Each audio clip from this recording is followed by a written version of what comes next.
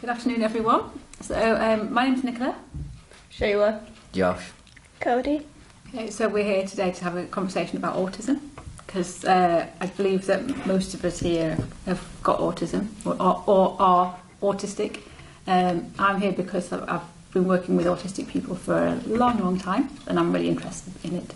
We've also got Reese behind the camera, who might chip in, he might not. So yeah, we're going to talk about autism. So first of all, I guess when did you find out that you were autistic? I got diagnosed as autistic when I was 18 months old, so I have always known. It's a very long time. Mm-hmm. I knew when I was 16, which is the age I'm at now. So it's really recent for you? Yeah, recent, last year. Gosh. Last year or the year before, I was diagnosed with autism, Asperger's and ADHD, but Mum were trying to get me tested since I was 3, mostly, and Wow. I wouldn't get tested. And my dad finally got me tested, and that's when it got diagnosed to me. Gosh, so it took a really long time then. So was it hard for people to tell that you were autistic then? Is that why it took a long time? Depends. I mean, it came out more when I had like the most depressing moment in my life. Yeah. Happened, and it came out even more then because I started showing more signs that I was autistic. I had anger, and then all this stuff, and then my dad got me tested about a year or two ago. It took ages for me to get a diagnosis after they told me I didn't have to go anymore, and it came back in the paperwork Can you just stop with the tappy tap? that I had autism, ADHD and Asperger's, which explained why I am how I am, but I've learned to hide it all, so not many people knew. Cool. Okay. Can anybody describe what autism is? Autism's basically, it's where your brain doesn't function as normal, kind of. As well as what other people without it. We have certain needs and certain things that we do that people without any diagnosis of autism or anything have. Like we have sensory issues and stuff like that where we can't deal in certain situations. Okay. Cody, you're going to add something as well, aren't you? You lot are recent to the whole autism thing, yeah? You're only just beginning to accept it and all that lot. I've had it since, forever, and I'm 19 now, so I don't know how I wouldn't be without autism, but I was told that the autistic brain is different from a normal's brain because when it's developing, certain areas of the brain either are too small or are too big. There's all the things that a normal person's brain have are in an autistic brain. There's no difference, but the shape sometimes, near the front or the back, is different when a normal person is. And that's just a natural occurring mutation that occurs. There's nothing, it's not a condition or an illness or anything. And that's what I've always been told. There's nothing wrong with me, it's just how my brain ended up. It's just different. It's like isn't it? when, parents, it's genetic. Your parents probably have it in their ancestry as well. They might not realise it, but they most likely got it. Like, my gran, she's got symptoms of it. She spotted it when I was talking about it. So does my granddad. And so, yeah, it usually just runs in the family. It's known as a developmental condition, isn't it? Which my understanding of that is that we all go through certain stages when we're developing, when we're learning how to walk, how to talk, how to count and everything. But with the autistic brain, things happen at different rates. So you might be much better and much more ahead in some ways, but a little bit behind in others. So maybe some social and emotional skills might be a little bit delayed, but then other things like memory and focus and things like that might be way ahead of somebody who's not autistic. So it's kind of like an ordinary brain, but kind of working slightly differently, made up slightly differently. Mhm. It says like wired up differently, like Mhm. comparing like a Mac computer to a Windows computer. Like none of them, there's not one that's better than the other. It just does it in a different way. It depends on what Windows computer. Yeah, I disagree with that whole thing Okay, completely. by comparison. Okay. I've also heard it said that, just on the computer analogy thing, that it can be like having too many tabs open at once on a computer. So you've got, autism makes your brain struggle to filter out information that it doesn't need, and that slows it down. Maybe so if you've got information coming in through your eyes, your ears, your nose, your hands, skin, everything, you've got information from stuff around you coming in. But the autistic brain makes it quite hard to block out the bits it doesn't need. So I can feel that I'm touching the seat now, but I'm not thinking about it. I can just ignore that. Whereas autism can make it harder to block out the stuff that you don't need, or background noise or lights or whatever.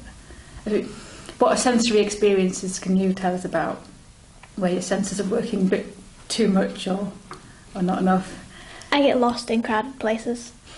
My eyesight is a lot better, I say it's better, I need to wear glasses.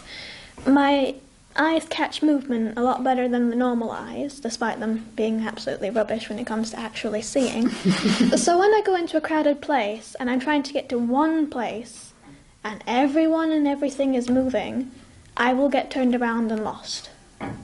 It happens in the mall, or when we're at a train station, or when we're at a convention. I will get lost immediately. I can be going in a straight line and end up going in circles.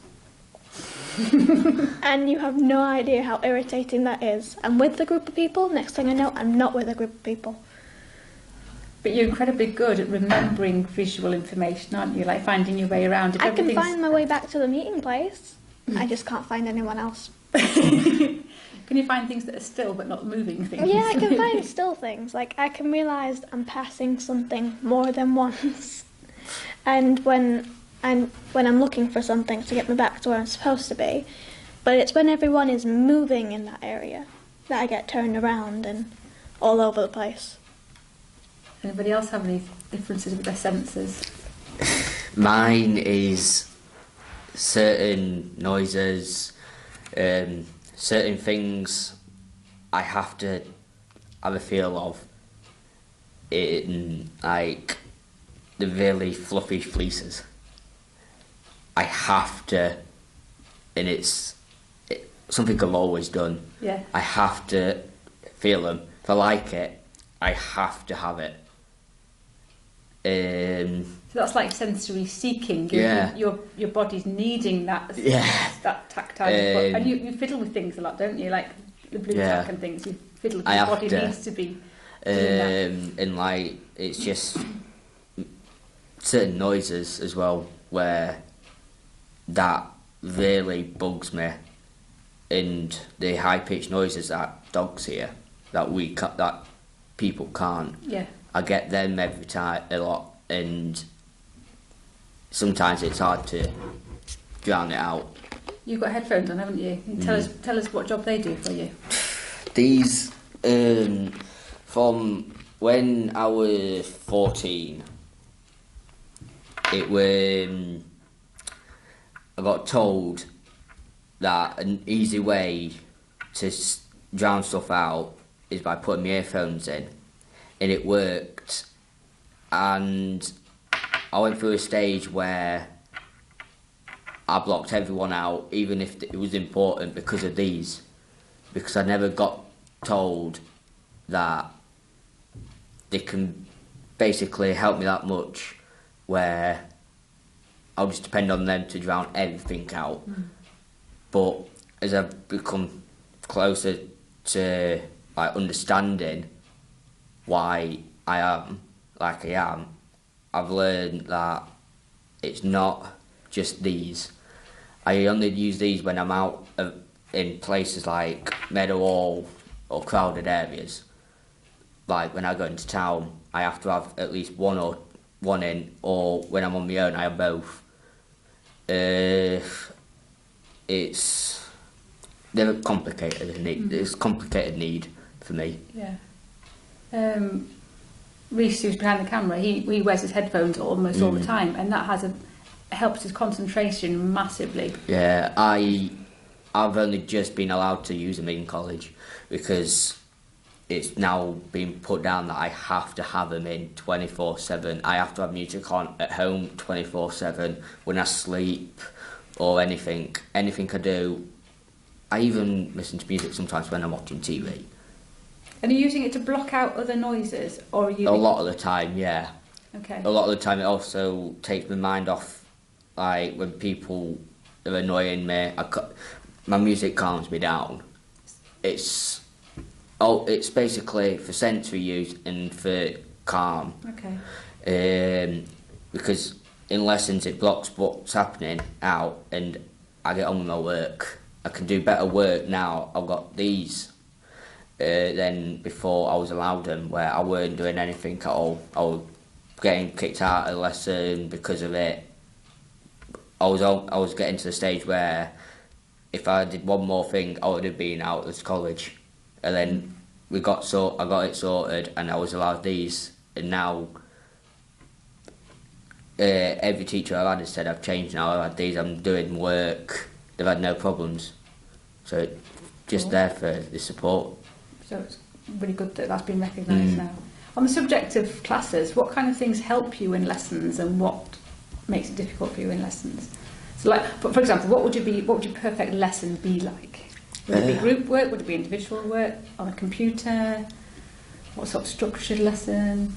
Any On the ideas? computer. I work better on the computer. Do you? Yeah. Why do you think that is? And well, writing and on the computer. I don't know why. I'm not really a visual learner. I can't learn off of videos. Okay. No. Who is a visual learner? I'm not. Yeah, you're more of a visual learner. I've heard a lady called Temple Grandin talking about autistic minds, and she's amazing at explaining it.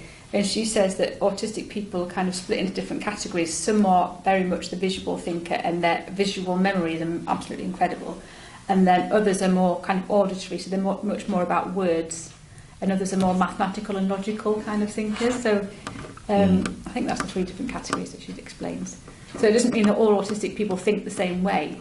They're very strong at the way that they do think. Yeah, I'm more the mathematical. I'm better with like the maths, all that stuff, than I am with learning videos or stuff in English and that. I've always excelled in maths. Yeah. Is that because it's like a clear right and wrong? It's very...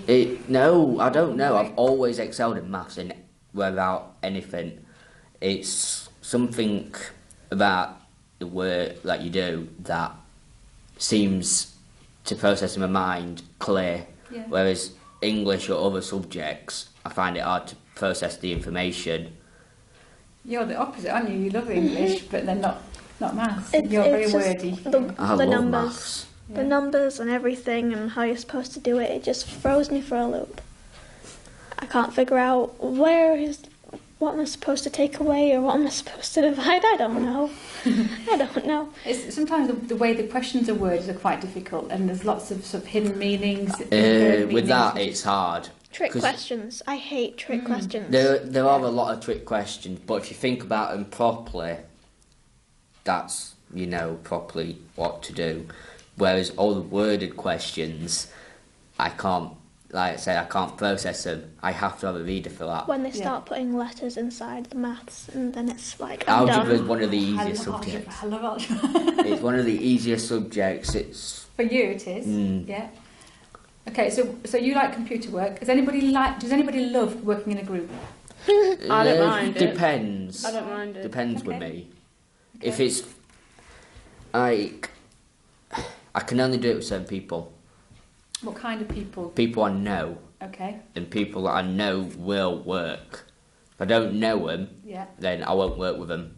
in my class, if I'm in a group, it has to be with the support staff in there and one other person. I won't do it with anyone else.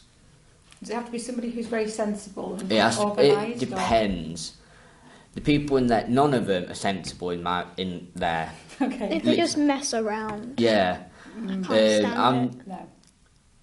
But I have to have, even though he messes around, I have to have one person, and he's always been at my table, and the support staff I have to have, or I won't work. I'll just sit at the back on my phone with my charger in, Okay. and I won't do out. And when you've got your phone and your charger, is that you saying, like, I can't be bothered, or does it mean I can't manage, or I can't? No, it's sometimes saying I can't be bothered.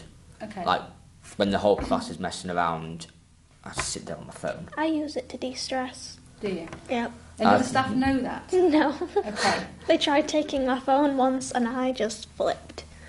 Because it I've will done look like you're just playing on your phone, like somebody. I who's... read on my phone Yeah. 24/7. It's my happy place. And when somebody, photography teacher, tried to take it off me, I kind of went a bit crazy.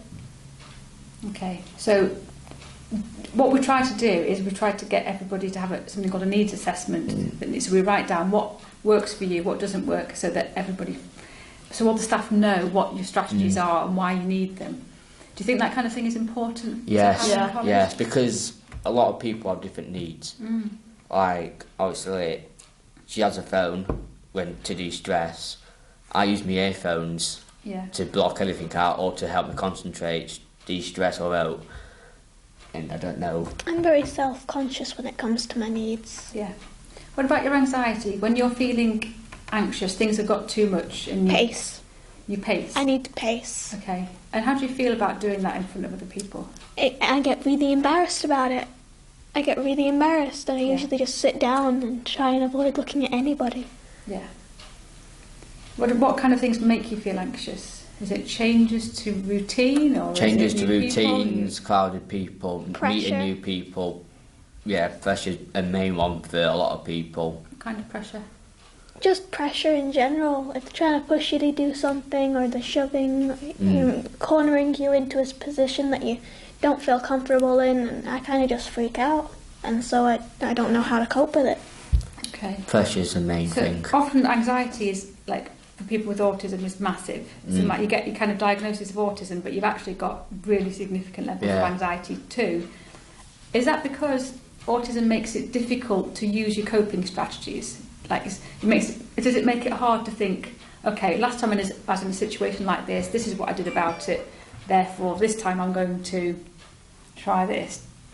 Does it make you I need kind of a bit less someone, resilient if somehow? I'm meeting new people and I don't know those people, but if somebody else knows those people, I will have the person I know introduce me to a new person because I can't introduce myself to them. Yeah, I remember when I first met you. You Yeah. had support staff with you, didn't you? Mhm. You kind of introduced us. I still can't remember her name and I like Hayley. her. I know it's Hayley. I found it out. But then I helped you to meet somebody else new because I was then a familiar person. So, but then once you've got that that initial interaction and that conversation started, you seem to flow quite well. Has the anxiety gone, or are you No, just it's hiding still it? there. Okay, so how do you hide anxiety then? Not Just- everyone I don't- can hide it. I No, don't know. nobody Some can. people can, some people can't. It's just a natural reaction at this point now.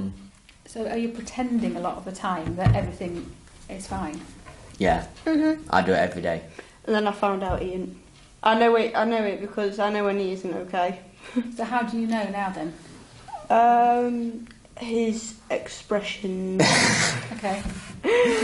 and normally when he My silence, my stress, or I just I change. stopped talking. Yeah. I could tell when someone's depressed, if they are, I'd help them out Okay. and talk to them because I'm that person who does that. Yeah. So yeah. Okay. So anxiety is a pretty big deal. Yeah. But hiding it is a common practice. So how do people know that you are actually struggling? How do we tell them that Not this is no one can predict if you're not okay. there are certain things where you act different, but you're actually okay, or you're not. It's hit and miss, really. Yeah. Okay. People find it like they can see better when I'm not okay because I start stressing over nothing. I go quiet. I just keep myself to myself a lot. I close myself off in my room. Don't talk to anyone. Not myself. I don't do the same things I normally would. Okay. And that's when people know there's nothing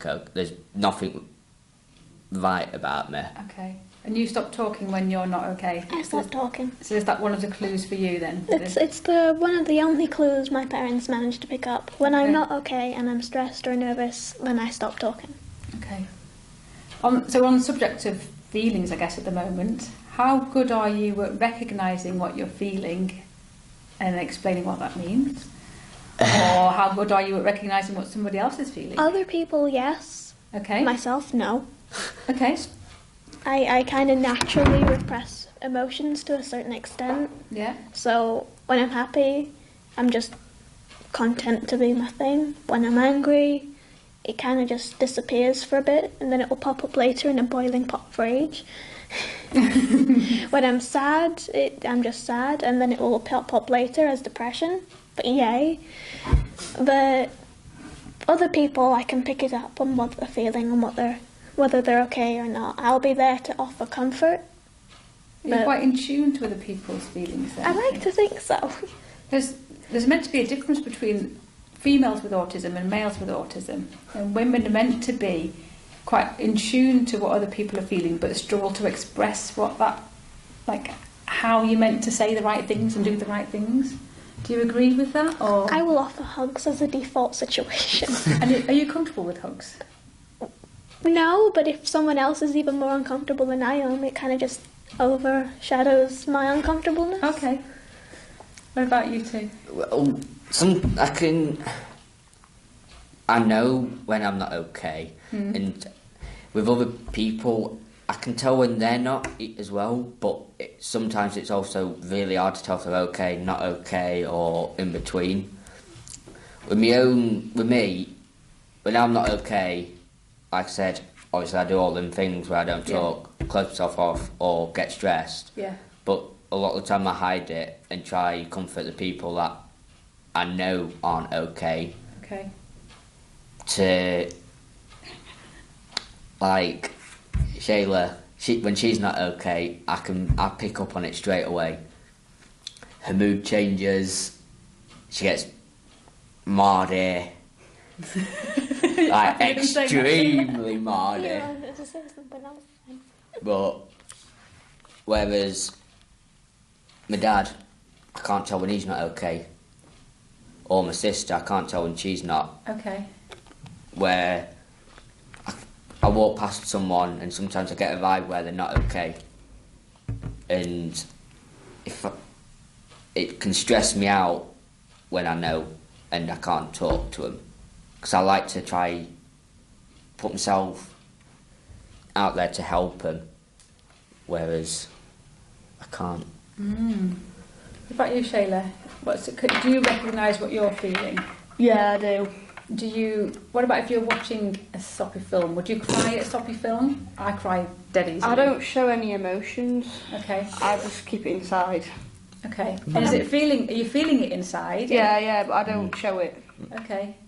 So you would, like, for example, if I see somebody upset now, I automatically feel upset. It happens and I've got no control over it. I struggle to sort of, like, when I can tell someone's feeling that way, I struggle to sort of help them, even though I want to, but I don't know how. Yeah.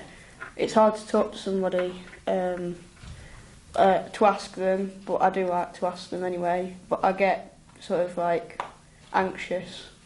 And do you feel like you ask them and maybe I don't know how they're not going to quite react. the right way? Yeah, because sometimes I say things and people are just like, "What you're about?"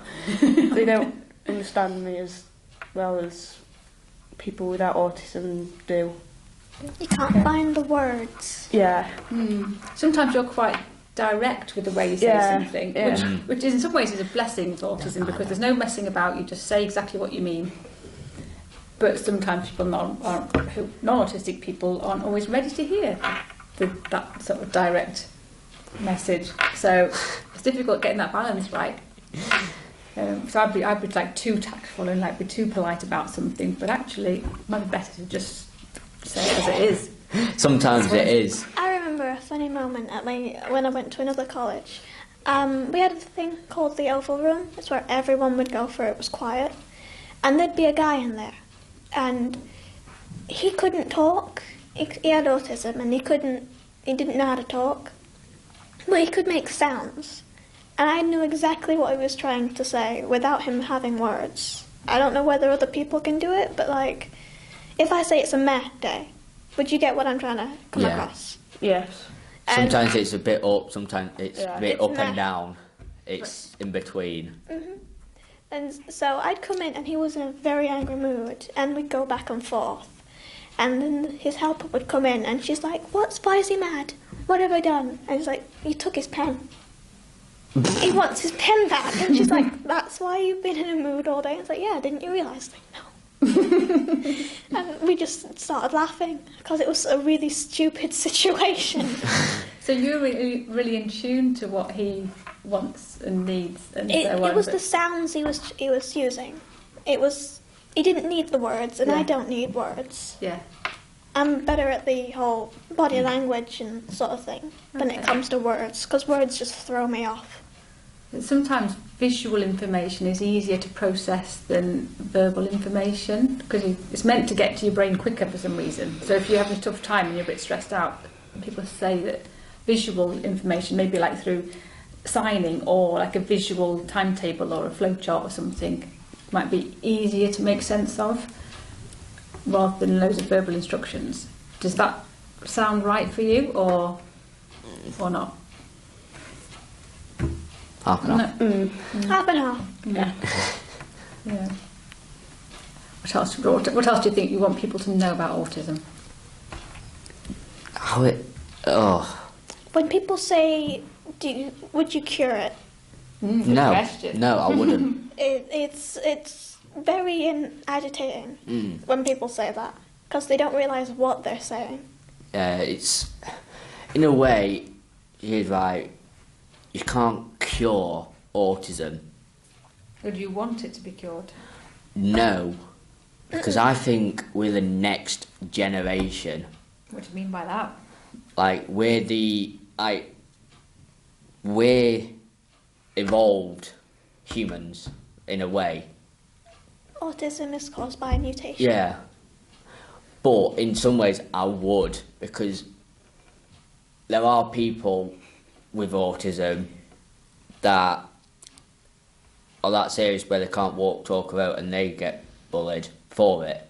And I would like to cure it for their sake. Is that not other things that have come with their autism? Some people have that really serious autism about it. They're stuck in with a child's mind in an adult's body to a certain extent. Are they happy like that? Not all people like that. Not all people are happy about it. Some people like that or wish that they never had it. But if they're in a child's mind, as we say, like say if your mind is thinking like a 2 or 3 year old, say, have you got the ability to think my life could be better, or do you just? I guess function? to a certain extent they wouldn't know that there was anything wrong with them. They wouldn't know, but obviously they get bullied for it, and that's why I would cure.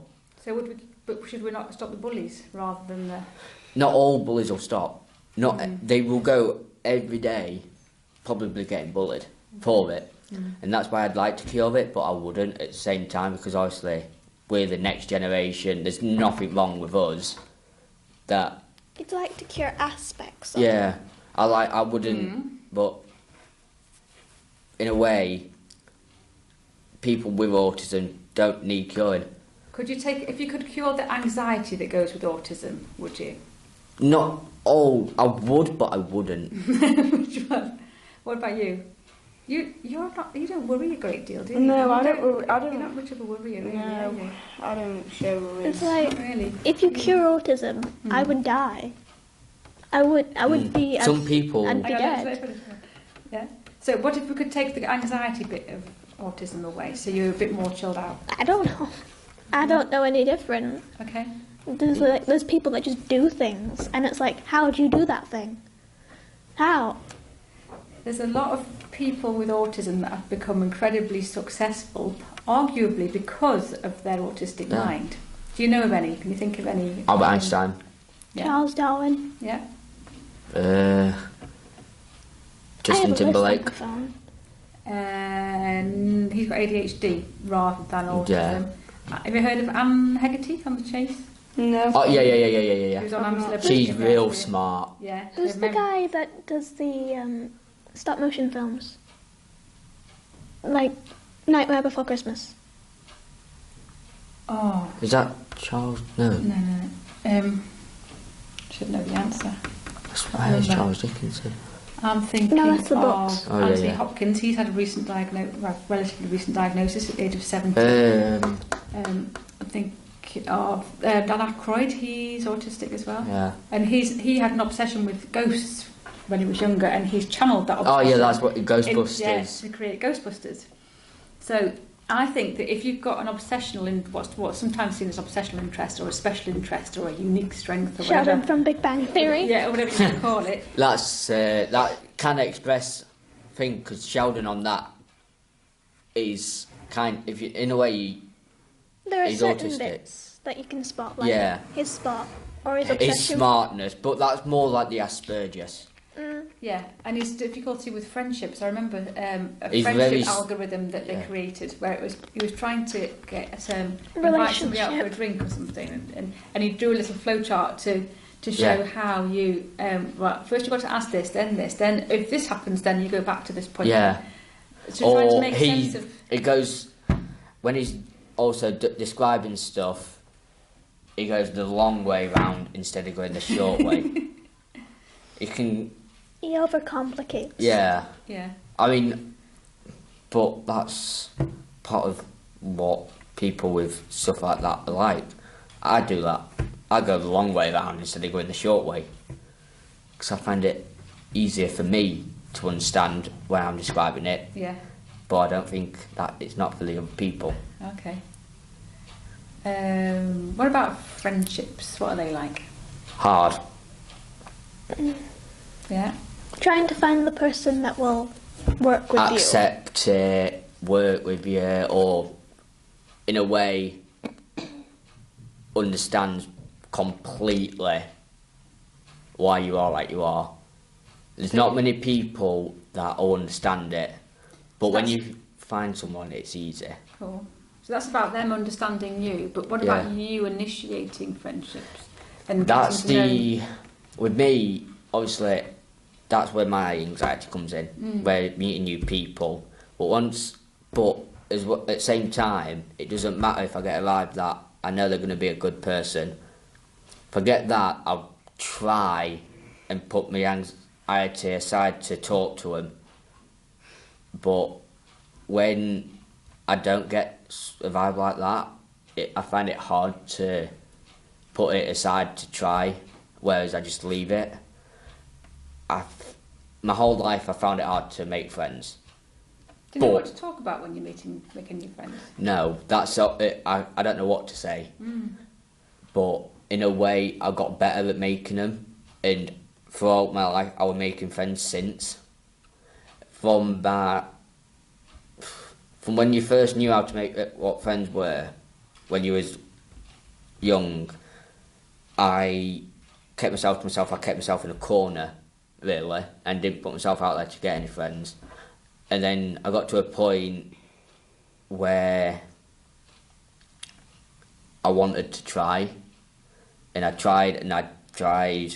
I couldn't do it, and then I got help for it, and I became more sociable to the point where I went from having none to having quite a lot of friendship group. Okay. But it's hard to make new people now. I'm distant from a lot. at this college, I found it hard to talk to anyone. I first started, I kept myself to myself, didn't talk to anyone in the group, in what I'm doing, or anyone else in college. One of my mates had to literally go around with me every day to try to get me to talk to people, and I just didn't want to be friends with anyone in this college apart from him. Yeah. But obviously he's helped me, and now I have quite a lot of friends in this college because of him. You know, when you're chatting with friends or anybody really, how well does the conversation flow? Depends on the topic. Yeah. Okay. I will go for a default topic known as anime because you're going to find anyone in any group that will have that. So you've got the core topics that you probably know quite a lot about then, I guess. You know a lot about anime. It's either anime or my religion, I guess, because they're always interested in that. Yeah. So they're topics that you know you're going to get a conversation with. I know we've talked before about the thought processes you have when you're having a conversation, and how. So can you describe that? It's really interesting. I might seem like I come across as being able to talk okay, but the truth is I'm very crap at it. When I think of a word and a sentence, when you ask me a question, I have to think of the entire sentence before I say it, then I have to run through it to make sure it sounds right, and then I say it. Because if I just say it, then the words will jumble and not make sense, and people will be like, what? And that's the reason why when I was younger I didn't make a lot of friends, because I tried and I hadn't quite gotten the thing down yet, and people thought I was very, very strange. Not that I can blame them. But, so yeah, that made it difficult. But yeah, even now, when I'm talking, I've got it in a quick routine now. So I think of the words that you've said to me, then I try and figure out what you're saying, then I think of all the words that I need to say, then I say it. And now it's like, I'm able to do it really, really, really quickly. It's often said that people with autism have got processing difficulties. So it might be that the information coming in your mind, so in this example it's like verbal information coming in, it can take longer for that information to be sort of sorted out in your head so you know what to do with it. You're nodding your head, Taylor, is that? Yeah. So your intelligence isn't affected, it just means that the information gets through a little bit slower, and you might need to then have a bit more time to find the words to get the words back out again. So you might be entitled to extra time for exams, for example, because it's not an intelligence issue. It's not that you can't do it. It's just your brain takes a bit longer to work it out. I think you were nodding your head about the processing thing. Have you got something else to say about that? I have that problem where I get a piece of information and I only take a little bit of it. I don't take all of it, I just take a little bit of it, like a bit of... So it was an instruction. Yeah. I couldn't take all of the instruction. It would literally be like, oh, I'll do one thing, but then I forget, because I've got a little bit of memory loss as well. I forget to do it as well, and I only take a little bit of the information out. Bullet points? Pardon? Bullet points? Yep. Bullet points would bullet points help if you had information given to you written down so you could go through each step? Yeah, to make sure you've probably, done everything. Bullet points. Yeah. So sometimes we give instructions and they're way too long. So if you're in a conversation and there's loads and loads of talking, you've lost the first bit. You might remember the last thing that's been said or the first thing that's been said, but then lose all the other bits. When Is that teachers what throw happens? multiple dates at you and want it, like, do this, and this, and then you're like, what? So a short instruction's better. So short instruction, bit of a pause. So it's Narrow not going down as well. Short. Straight to the point. Yeah. Straight to the point. Yeah. This is what you need to accomplish. That's with me. I don't like the instructions. I don't like them at all. Okay. If they tell me what they want doing, and just leave it at that, I can get on with it, and I won't. And that's how I prefer to do it, because I can make my own instructions on how to get there. Okay. It might take less time than I need, or more time than it's supposed to. But in a way, I always get to where they want. Cool. So to get a diagnosis, you've got it tells you about all things that you can't do basically when you get a diagnosis. It doesn't tell you what you can do, but it tells you that social stuff is tricky. It tells you that communication related stuff is tricky, and it's also they also say it used to be called, what was it? Imagination and flexibility. Yes, so that would come under the sensory bit, or it might come under the communication bit as well, under non-verbal communication. So many people with autism struggle with eye contact, and some even say it's quite painful to look somebody in the eye. And you know, it's like a neurotypical kind of expectation is that if you're looking at somebody, that means you're listening to them. But actually, does eye contact make it difficult to listen? Because I mostly look around. I'll look at it for a second or two, but then I can just randomly look around. Yeah. Say I do it with my dad and he gets annoyed. In a way, he gets it, but he's always hating it that I can't make eye contact. I can make it for, say, maximum 10 seconds, but every time it's hard because I also don't like making eye contact. Yeah.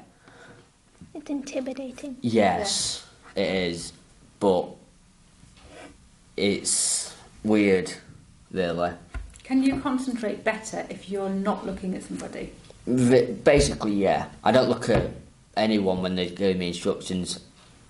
I am listening, but mostly I'm not, because also the instructions I don't like, but eye contact, when they're trying to get me to make eye contact and I don't want to. When the teachers say, "Can you look at me when I'm talking to you, please?" Yes. It's yeah, like, I have a tendency for arguing when people I am do that. looking in your direction. That's the best I can do.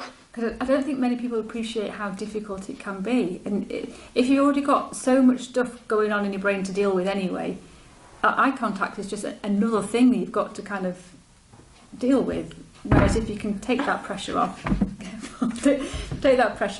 you've got more chance of I usually end up listening in. staring intently at the cheeks. It's meant to be quite good to look between the eyebrows as well. That's meant to be good. Yeah, well, that's kind of like you're still making eye contact, kind of. Does it feel like eye contact? Yeah. Like between my eyebrows? I am, Right. and it still feels like I'm making eye That's contact. bad. Right, okay. What about if you look at the end of my nose? Is that Still, good? because you still got the eyes and your line of sight. Right, okay. Anything, I can look anywhere in the room, or focus on one part of someone, and I'll still see their eyes, and I hate it. That's why I don't really look at people much when I'm walking around or when they're talking. I find it hard. I don't look at Shayla when I talk to her a lot of the time. Are you alright with that, Sheila? Yeah.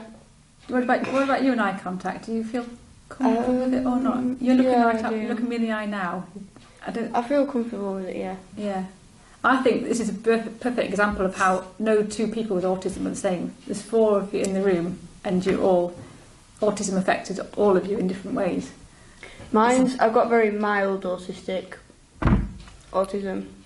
So Mid-spectrum. yeah. Spectrum. Is the spectrum a beautiful line of kind of severe to mild? Or It's a loop-de-loop of crazy. It's a loop, yeah. It's a loop. is it a jumble of all sorts? Yes. Because I you can don't- have I don't think you can put it on a perfect line. no. Because you can have mild, and then a bit worse than mild, and then you can I'm go a high-level autistic. God knows how far But, and get right, severe, complete, well, worse than severe, Lower level. middle. But low. some people say high functioning, but I've got a bit of a query about that because some people think that high functioning means you haven't got much autism. But does it mean you're actually better at hiding Yeah. autism Yeah. and better Yeah. at coping Yeah. with stuff? So does it mean that you're less likely to get your needs met because you look like you're actually fine? Thank you very much. My teachers always thought I was just quiet. They never realised I had no idea what the heck was Yeah. going on. But if your autism was more obvious, low functioning autism, would you have had the support you needed Yes. more quickly? I would have had all the support I have now a lot when I was a lot younger. I would, if I got completely diagnosed when I was younger, it would have been high functioning. Whereas now, when people, my autism and everything I've got diagnosed with is coming out more. I've got all the support I need. Whereas, like I said, years ago, I wouldn't have. Yeah. Is it linked to intelligence in any way? In a way, It depends on how good you are at adapting to a situation. Yeah. Yeah. And does intelligence give you those adapting skills? Not necessarily. No. Sometimes you don't know how to adapt to them, but sometimes you will, sometimes you won't. Which leads us nicely on to routine. How much we need routine. What happens if routine's changed? I hate it.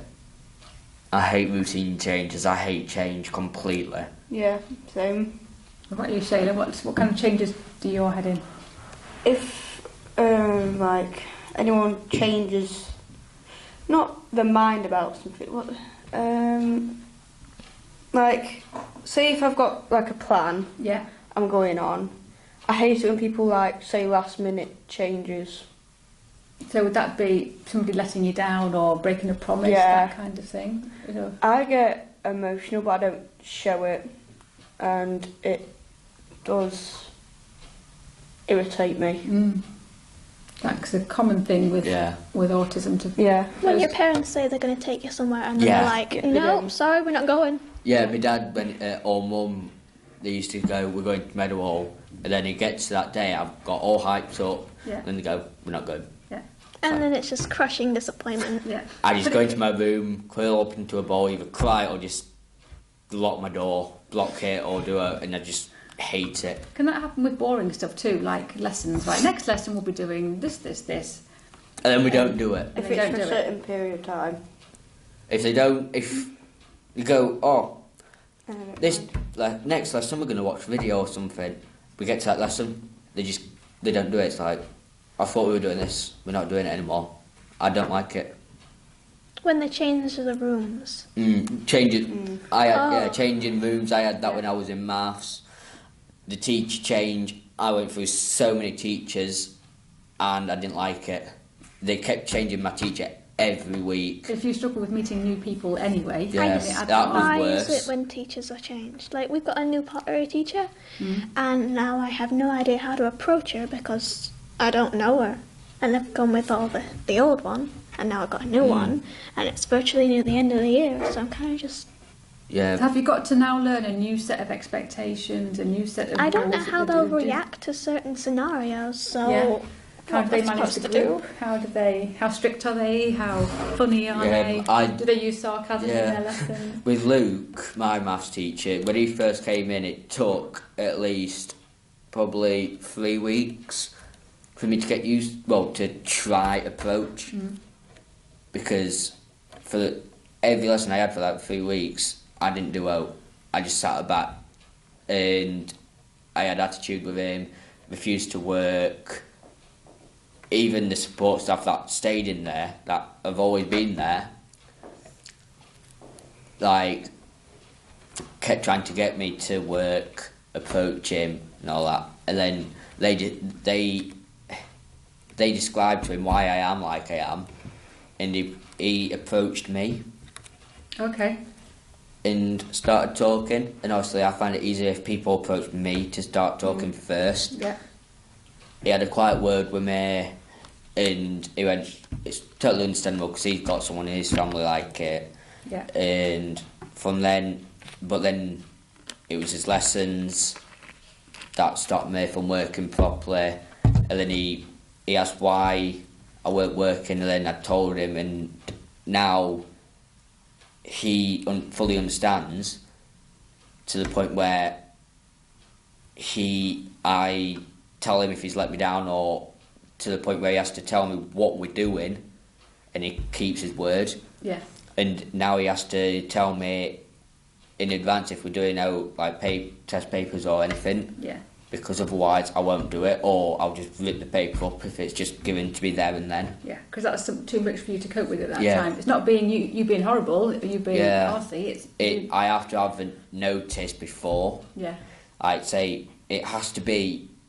It can't be less than a week before. It has to be a week or over, because then I can plan everything for it. Whereas if it's less than a week, I don't feel like I have time, or if he gives me a day notice, then I'll kick off that day and won't do it. Yeah. I think we've covered some really valuable stuff to help people understand what autism is and how it's different for everybody. There's some core themes, but the way it impacts on everybody varies because you're different personalities, different people. Are there any final comments you'd like to make before we finish filming? Because we've been talking for ages.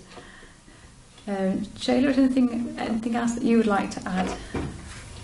I'm trying to think. Don't take away when an autistic person's fiddling. Yeah, something. don't take it away. Yeah. Don't take it away. Yeah. Please don't. Yeah, don't take away the You will strategies trigger- you've got are there for a very good reason. My science teacher in secondary school used to take my blue tack away. Oh, I hated They'd that. take my blue tack. And I was like, it got to the point where they started doing it as a punishment, and I just flipped. Yeah. I mean, I had a ball of blue tack like that I used to take in. Did you? How'd you manage to get that much blue tack? I spent That's at cost a least fortune. £20 to £30 on packs of blue tack from I'd pound have the little shop. small ones. No, I could get just the big. fiddle with I it. get the big pack, and I just put it all together, and I just made a big ball. I got a lot of work out of Josh the Yeah. other day, and the reward was a piece of blue tack. It was a piece of blue tack that I made a mouse out of, You know called those- Barry. You know those Christmas table presents? Yeah. They get me blue tack every year. They get me a Do they? pack of blue tack. Yeah, I have to. Mine is blue tack, Play-Doh, plasticine. Yeah. It might sound strange, but paper clips. I love Okay. paper clips. Yeah. I just like to pull them apart. and- Staplers. I love to play with Staplers, staplers. Not the staples. If they're in the stapler, I'll love them. I don't like them otherwise. Okay. I like them when they're Yeah. on their own where I can bend them. Do you? Shayla, have you got any weird things you like to fiddle with? Slime. Slide? Oh. Yeah, that's a good one. I don't like the smell. The smell puts me off. Yeah. Or that kinesthetic sand stuff. Yeah. The kinetic sound. Yeah. Have That's you done fine. corn flour before when it's got water? Like when you add No. water to corn flour? No, I haven't. It if you bash it, it's solid, and then if you pick it up, it all kind of goes gloopy through. No. Ooh, that's quite cool. Corn flour and water. Anyway, on that ridiculous note, thank you ever so much. I hope this has been really useful for Reese and his project. I certainly think it's been really useful. Thank you.